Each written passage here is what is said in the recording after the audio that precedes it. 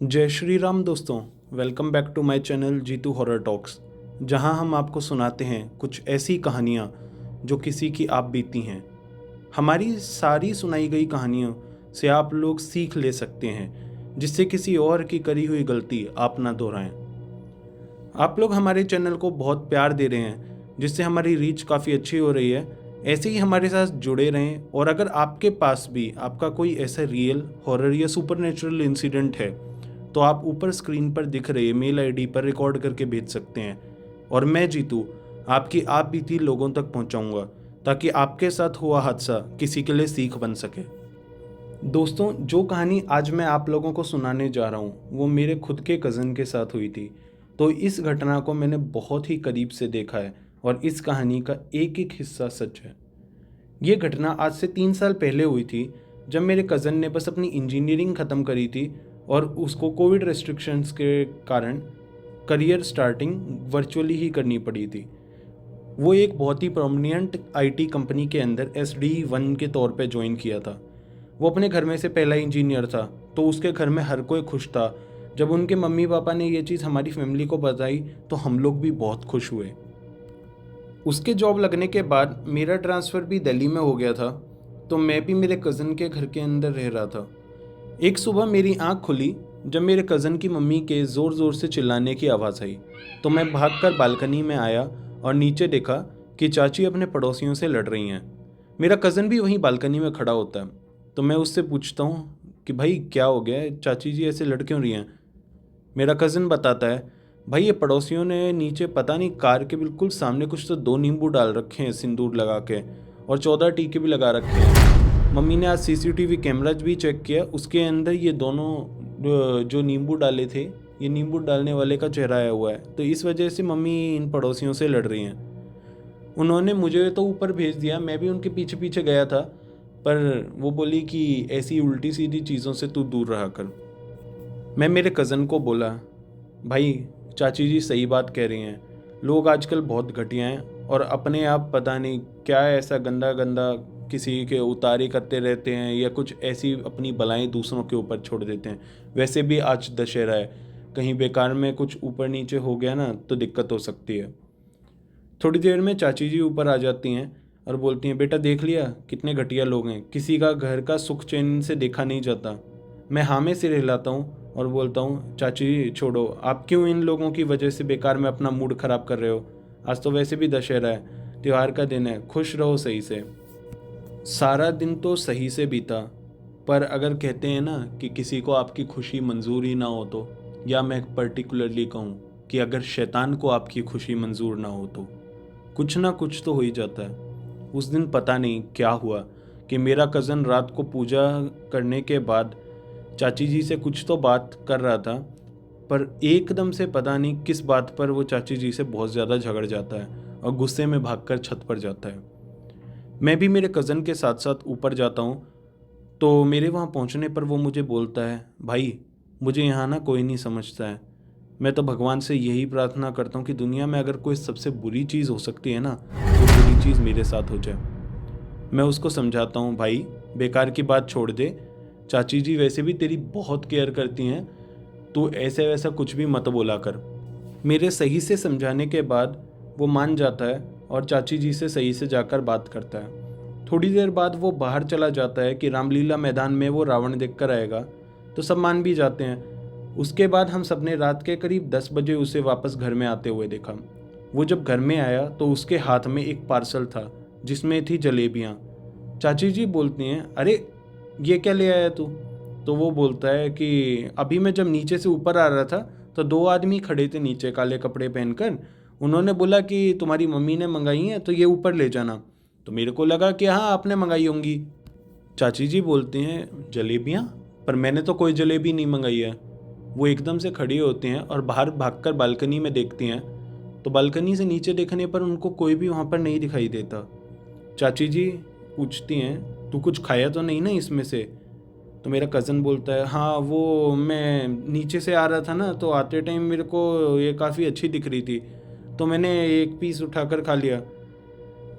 Mummy आप कोई tension मत लो, बेकार की बात मत करो, आप डरो वरो नहीं, बेकार में क्यों बहस करनी है। ये बोलते हुए कज़न एकदम से चुप हो जाता है। शायद यहीं से कुछ गलत होने की शुरुआत हो गई थी। उस टाइम हम सब लोगों ने साफ साफ सुना कि जब मेरा कज़न चाची जी से बात कर रहा होता है तो उसके साथ दो और आवाज़ें हल्की हल्की हमें सुनाई दे रही होती हैं, जो कि मेरे कज़न के मुंह से ही निकल रही होती हैं। 10 मिनट ये सब होने के बाद मेरा कज़न बिल्कुल चुपचाप बैठ जाता है। आप यकीन नहीं मानोगे, वो कभी भी ना रात को 2-3 बजे से पहले नहीं सोता था। उसकी आदत ही बन गई थी कि वो रोज़ रात को अपना फ़ोन स्क्रॉल करते करते 2-3 बजे तक बैठेगा और उसके बाद ही सोएगा। पर उस रात वो रात 10:30 बजे ही सो गया। हम सब लोग उस टाइम वहाँ बैठकर बस आपस में बात ही कर रहे होते हैं। तभी चाचा जी सुनते हैं कि मेरा कज़न नींद में कुछ तो बोल रहा होता है। कौन हो, कौन हो, कौन हो तुम? मेरे घर में क्यों आए हो? निकलो यहाँ से, निकलो। चाचा जी कज़न के पास उठकर जाते हैं और जैसे ही उसको हाथ लगाते हैं तो वो देखते हैं कि उसका बदन तो पूरा का पूरा भट्टी की तरह तप रहा है। उसको बहुत ही ज़्यादा बुखार होता है। चाचा जी उसको नींद से उठाते हैं और जैसे ही वो नींद से उठता है तो वो बहुत हड़बड़ा कर खड़ा होता है और एकदम से चिल्लाना चालू करता है, पापा, पापा, वो आदमी पापा, वो हमारे घर में घुस रहे हैं, वो आदमी हमारे घर में घुस जाएंगे पापा। बस हर जगह हमारे घर के अंदर कुछ ना कुछ देख रहे हैं। देखो पापा, देखो आपके पीछे ही खड़े हैं पापा, पापा आपके पीछे खड़े हैं, इनको बाहर निकालो पापा इनको। चाचा जी पहले तो उसको शांत कराते हैं और सोचते हैं कि ये शायद बुखार की वजह से दब गया है। तो वो एक काम करते हैं, वो जाकर थर्मोमीटर लेकर आते हैं और उसका बुखार चेक करते हैं। उसका बुखार होता है 102 डिग्री। उसके बाद चाचा जी उसको बोलते हैं कि बेटा कुछ भी नहीं है, यहाँ कोई भी नहीं है, तू आराम से लेट जा। पर वो बार बार एक ही चीज़ बोल रहा होता है, नहीं पापा नहीं, देखो वो आपके पीछे ही खड़ा है पापा, पापा ये दोनों आदमी ना मेरे को लेकर चले जाएंगे पापा, आपके पीछे ही खड़े हैं। पर उसके पापा अच्छे से उसको लेटा देते हैं। उस रात शायद हमारे लिए इतना होना ही काफ़ी नहीं था। हमारी आंख उस रात खुलती है 2:30-3 बजे करीब, जब एक हल्की सी आवाज़ हमारे कानों में आ रही होती है, जैसे कि कोई चबड़ चबड़ करके कुछ तो खा रहा है। हम सब लोग उठकर देखते हैं कि मेरा कज़न किचन में गैस स्टोव के पास ऊपर चढ़कर बैठा हुआ है और एक कोने में बैठकर दोनों हाथों से वो जलेबियाँ खा रहा है जो उसने बताया था कि उसको आज बाहर 2 आदमियों ने दी थी। चाची जी ने वो जलेबियाँ डस्टबिन में फेंक दी थी। सबसे हैरानी की चीज़ तो ये थी कि वो डस्टबिन से उन जलेबियों को निकाल कर लाया और दोनों हाथों से बिल्कुल जानवरों की तरह खा रहा है। हम सब लोग उसे देखकर इतना डर गए थे कि आप लोग सोच भी नहीं सकते। ये सारी बातें सुनने कहने के अंदर शायद आसान लगें, पर जब आप अपनी आंखों से ऐसा कुछ देख लेते हैं तो ये आपके दिल के अंदर बहुत ही गहरी छाप छोड़ जाती हैं। उस टाइम जब वो जलेबी खा रहा था तो उसकी आंखें पूरी ऊपर चढ़ी हुई थी। आंखों की पुतलियां पूरी की पूरी सफ़ेद हो गई थी। चाचा जी और चाची जी बहुत ज़्यादा उसको देखकर डर गए थे। एकदम से मैं ऊपर भागता हूँ और ऊपर भागकर मैं मंदिर के अंदर से गंगाजल लेकर आता हूँ। चाचा जी चाची जी को संभाल रहे होते हैं, तभी मैं उसके ऊपर गंगाजल छिड़कता हूँ और गंगाजल छिड़कने के साथ ही आप लोग यकीन नहीं मानोगे कि वो पूरी तरह ज़ोर ज़ोर से चिल्लाने लगता है और बहुत ही ज़्यादा गंदी गंदी गालियाँ देने लगता है और उसके बाद वो बेहोश हो जाता है। शायद जो भी चीज़ उसके अंदर थी वो उस टाइम उसके शरीर से बाहर जा चुकी थी। मैं और चाचा जी उसको गोद में उठाकर बेड पर लेटाते हैं। सारी रात चाचा और चाची जी उसके सिर के ऊपर ठंडे पानी की पट्टियाँ रखते रहते हैं क्योंकि उसका बुखार बहुत ज़्यादा तेज़ था। और सुबह 6 बजते ही वो उसको हॉस्पिटल ले जाते हैं। चाचा चाची के जान पहचान के एक बाबा थे जिनसे वो हर चीज़ पूछकर किया करते थे और वो ऐसी तांत्रिक विद्याओं को जानते थे कि किसी का अगर उतारा करना है या किसी को उनको भूत प्रेत उतारनी है तो उनको ये चीज़ अच्छे से पता थी। उस रात आप यकीन नहीं मानोगे, चाची जी ने 30 से 40 बार उनको मेरे चाचा जी और अपने मोबाइल से कॉल करने की कोशिश करी, पर एक बार भी उनका कॉल कनेक्ट नहीं हुआ। जब हम मेरे भाई को डॉक्टर के पास लेकर गए तो उस टाइम उसका बुखार 103 डिग्री था। डॉक्टर ने और भी बहुत सारे टेस्ट किए, पर डॉक्टर हमारे पास आकर एक ही चीज़ बोला कि इतने सब टेस्ट करने के बाद भी मेरे को कोई लक्षण नहीं दिखाई दे रहा कि इसको बुखार क्यों है। ठीक है, हम लोग इसको ऑब्जर्वेशन में रख लेंगे और देखते हैं कि अगर कुछ और चीज़ें निकल कर सामने आती हैं। चाचा और चाची जी मान जाते हैं, वो उसको वहीं एडमिट करा देते हैं। सारा दिन हॉस्पिटल में उसका बुखार धीरे धीरे धीरे धीरे उतरता रहा, पर जैसे ही शाम होने चालू हुई वापस से उसका बुखार अलग ही लेवल पर बढ़ने लग गया। इस बार डॉक्टरों ने उसका बुखार चेक किया तो 104 डिग्री बुखार था। दोस्तों 104 डिग्री बुखार किसी भी आम आदमी के शरीर को तोड़ने के लिए बहुत होता है, पर उसको कुछ फ़र्क ही नहीं पड़ रहा था। वो बस उस बेड पर हॉस्पिटल के लेटा हुआ था और छोटी सी एक मुस्कान दिए जा रहा था, जैसे कि वो चाहता ही है कि उसको बुखार आए। उस सारा दिन मैं, चाचा जी और चाची जी हॉस्पिटल में ही थे, बट घर को हम ऐसे खाली नहीं छोड़ सकते थे क्योंकि त्यौहार के दिन चल रहे थे। तो मैं और चाचा जी घर वापस आ जाते हैं और चाची जी ही हॉस्पिटल के अंदर रुकी होती हैं। हमने उसको एक प्राइवेट रूम दिलवा रखा था क्योंकि उसको बुखार बहुत ज़्यादा था और कल रात की जो उसकी हरकत थी, हम नहीं चाहते थे कि ऐसा कुछ दोबारा हो तो सब लोगों के सामने उसका तमाशा बने। रात के करीब 2:30 बजे होंगे, चाची जी उसके ही रूम में होती हैं और बैठे बैठे उनको हल्की सी नींद आ रही होती है। तभी वो देखती हैं कि मेरा कज़न एकदम से दरवाजे की तरफ देख रहा होता है। हॉस्पिटल में उस टाइम बहुत ही ज़्यादा शांति थी क्योंकि रात के 2:30 बज रहे हैं। तो चाची जी ने उसकी आवाज़ बिल्कुल साफ साफ सुनी। वो बोल रहा होता है, तुम लोग फिर आ गए? क्यों मेरे पीछे पड़े हो? क्यों मुझे तंग कर रहे हो? जाओ यहाँ से। क्यों क्यों क्यों क्यों मेरे को खींच रहे हो? क्यों क्यों क्यों आ रहे हो मेरे पास? जाओ यहाँ से, जाओ, मेरे पास मत आओ। चाची जी उठकर उसके पास आती हैं और बोलती हैं, बेटा क्या हो गया? कौन कौन है यहाँ पे? कौन है, बता बेटा, क्या हो गया? क्या बोल रहा है तू? कौन कौन है वहाँ दरवाजे के पास? कौन तेरे को छेड़ रहा है? कौन तुझे तंग कर रहा है? चाची जी के शायद उतना ही पूछने की देर थी कि मेरे कज़न की बॉडी में बहुत ही ज़्यादा तेज शिवरिंग चालू हो जाती है और वो बहुत ज़ोर ज़ोर से चीखने लगता है। चाची जी ये देखकर बहुत डर जाती हैं। वो एकदम से बाहर चिल्लाते हुए भागती हैं, नर्स नर्स नर्स, देखो इसको क्या हो रहा है, देखो इसको क्या हो रहा है। नर्स चाची जी के साथ वापस रूम में आती है तो वो भी देख रही होती हैं कि उसकी बॉडी इतनी शिवर कर रही होती है कि वो बेड पे ही 1-1.25 फुट ऊंचा उछल रहा होता है और बस चिल्ला रहा होता है। चाची जी उसी टाइम हम लोगों को फ़ोन लगाती हैं। मैं और चाचा जी घर से हॉस्पिटल जाते हैं तो उस वक्त तक भी वो कंट्रोल में नहीं आया होता। नर्स और डॉक्टर्स ने उसके हाथ पैर बांध दिए होते हैं उसी बेड के ऊपर। डॉक्टर ने बताया कि उसने उसको 6 पैरासीटामॉल्स के ऑलरेडी इंजेक्शन लगा दिए हैं, पर फिर भी उसकी शिवरिंग नहीं रुक रही, उसकी बॉडी में टेम्परेचर कम नहीं हो रहा है और उसको बहुत ही ज़्यादा बुखार आ रहा है। चाची जी हमेशा अपने पर्स के अंदर एक हनुमान चालीसा रखा करती थी क्योंकि वो हनुमान जी में बहुत ज़्यादा मानती थी। तो पता नहीं चाची जी के दिमाग में एकदम से क्या है, उन्होंने अपना पर्स खोला और अपने पर्स से हनुमान चालीसा की किताब निकाल कर मेरे कज़न के तकिए के नीचे रख दी। जैसे ही चाची जी ने ये किया, डॉक्टर भी देखकर हैरान था कि मेरा कज़न एकदम से शांत हो गया। उसकी बॉडी में कोई शिवरिंग नहीं और उसका सारा का सारा बुखार उतर गया। एक चीज़ और जो बार बार बोल रहा था कि वो यहीं खड़े हैं, वो मेरे को ले जाएंगे, वो मेरे पास आएंगे, वो यहीं खड़े हैं। अगले दिन की सुबह कुछ ठीक सी थी, पर जो उसकी बड़बड़ाने की आदत थी वो अभी भी वैसे ही चालू थी कि वो यहीं खड़े हैं, वो मुझे ले जाएंगे। वो हर 15-20 मिनट में यही चीज़ बोला करता था। डॉक्टर सुबह सुबह उसको विजिट करने आते हैं। डॉक्टर आकर उसको पूछते हैं, यंग मैन कैसे हो, अभी बुखार तो नहीं है ना? एकदम से डॉक्टर देखते हैं कि मेरे कज़न की आंखों की पुतलियां पलट गई और वो वाइट हो गई। डॉक्टर वहीं साइड में उसके खड़े होते हैं। वो एकदम से डॉक्टर का हाथ पकड़ लेता है और बोलता है, तू मेरा कुछ नहीं कर सकता। जैसे तू बाहर तेरे क्लिनिक में लोगों को जानबूझकर बीमारी बताकर पैसे ऐंठता है, वो तू नहीं कर पाएगा।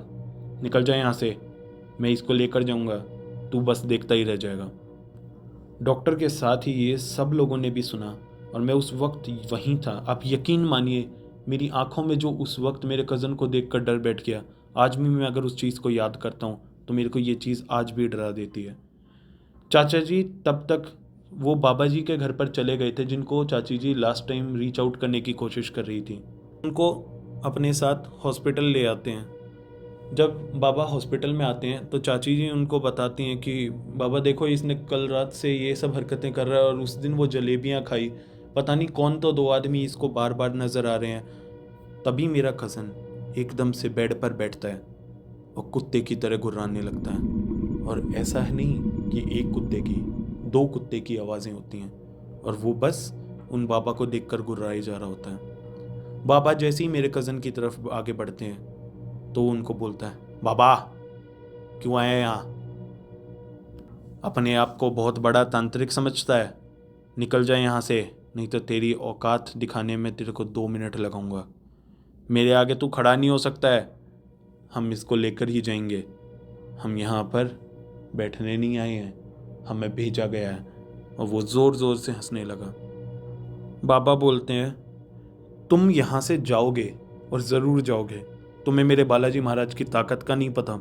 मैं तुम्हारे को इस बालक के शरीर से बाहर निकाल के फेंक दूंगा और वहीं की वहीं भस्म कर दूंगा।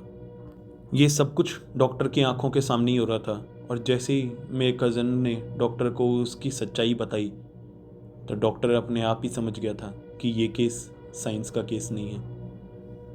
बाबा ने डॉक्टर की तरफ देखा और उसको बोला, क्यों डॉक्टर साहब, तुम्हारे क्लिनिक की बात बता दी ना इसने? अब बताओ, यहीं यंत्र बनाऊं कि या इसको छोड़ दोगे? डॉक्टर एकदम से घबरा जाता है और बोलता, नहीं बाबा नहीं, आप इस लड़के को बचा लो, आपको जो करना है करो बाबा। बाबा उसी कमरे में बैठकर वहीं ज़मीन पर यंत्र तैयार करते हैं और मेरे कज़न को उस यंत्र में बिठा देते हैं। जब मेरा कज़न उस यंत्र में बैठा होता है तो ज़ोर ज़ोर से चिंगाड़े मार के हंस रहा होता है। तभी बाबा बालाजी प्रेत बाधा मंत्र का जाप करना चालू करते हैं। उनके 10-12 जाप भी पूरे नहीं हुए होंगे, एकदम से बिल्कुल बौखलाया हुआ मेरा कज़न ज़मीन पे अपने आप हाथ पटकने लगता है और अपना सिर मारने लगता है।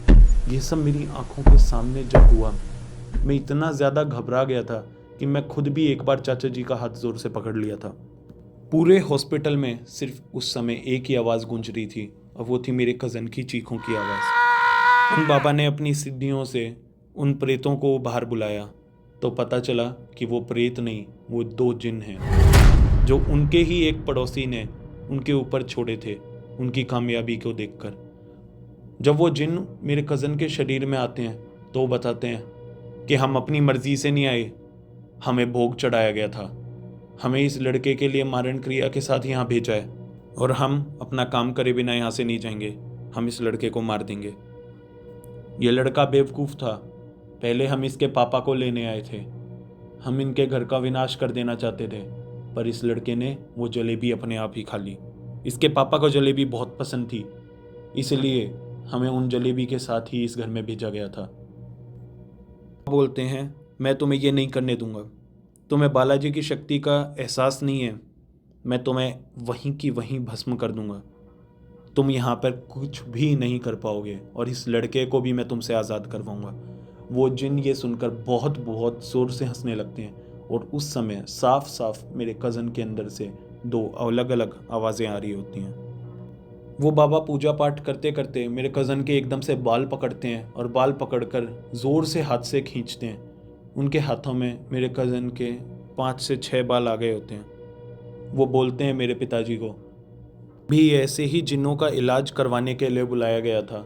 ये जिन ऐसे नहीं जाते, ये बलि मांगते हैं, इनको खून चाहिए होता है, किसी ना किसी की तो बलि ये लेकर ही जाते हैं। तो मेरे चाचा जी की तरफ देखते हुए बोलते हैं कि जाकर 2 मुर्गों का इंतज़ाम कर, मैं आज रात को ही शमशान में इन जिनों के लिए बलि दूंगा। और वो मेरे कज़न के ऊपर से हाथ वारते हुए उसको वहीं बेड के ऊपर मंत्रों की शक्ति से लेटा देते हैं और उन जिनों को अपने साथ एक बोतल में कैद कर लेते हैं। बालाजी की महिमा बहुत ही निराली है। वो जिन बाबा के साथ चले जाते हैं और मेरे चाचा जी 2 मुर्गों का इंतज़ाम करते हैं और वो बाबा शमशान में रात को 1 बजे करीब उन मुर्गों की बलि दे देते हैं और वो जिन उन मुर्गों के साथ ही हमारे पूरे परिवार को छोड़कर चले जाते हैं। इसके बाद जब बाबा वापस आते हैं तो उन्होंने मेरे और मेरे कज़न की पूरी फैमिली के लिए अभिमंत्रित धागे दिए और फिर दोबारा कभी भी वो उन्हें जलेबी खाने के लिए सख्त मनाही दे दिए। दोस्तों, बस ज़रा सोच कर देखिए, पड़ोस मतलब समाज। जिस समाज को हम ये सोचते हैं कि वो समाज हमारा भला करेगा, वो समाज में हमारे चाहने वाले लोग रहते हैं, वही लोग हमारे साथ इतना बुरा कर दें तो हमारे दिल पर क्या बीतेगी। वही लोग हमें बर्बाद करने के लिए सारी घटिया हरकत कर दें तो हम लोग किन को पड़ोसी कहेंगे? क्या वो सही में पड़ोसी कहने लायक हैं? तो ये थी दोस्तों आज की हमारी कहानी, जो मेरे सामने खुद हुआ रियल और हॉरर सुपरनेचुरल इंसिडेंट है, जिसके बाद से मैंने इन पैरानॉर्मल चीज़ों को मानना चालू कर दिया।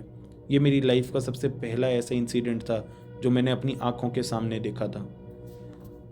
अगर आप लोगों के पास भी ऐसा ही कोई रियल सुपरनेचुरल पैरानॉर्मल इंसिडेंट है तो आप हमें स्क्रीन पर दिख रही मेल आईडी पर रिकॉर्ड कर भेज सकते हैं और हम आपकी कहानी सब लोगों तक पहुंचाएंगे ताकि आपकी की हुई गलती उनके लिए सीख बन जाए। तब तक के लिए बस अपना ख्याल रखिए और ऐसे किसी भी काले जादू, टोटके, टोने इनसे बच के रहिए। फिर मिलते हैं किसी ऐसी ही रियल कहानी के साथ। तब तक के लिए कीप लविंग एंड लिसनिंग।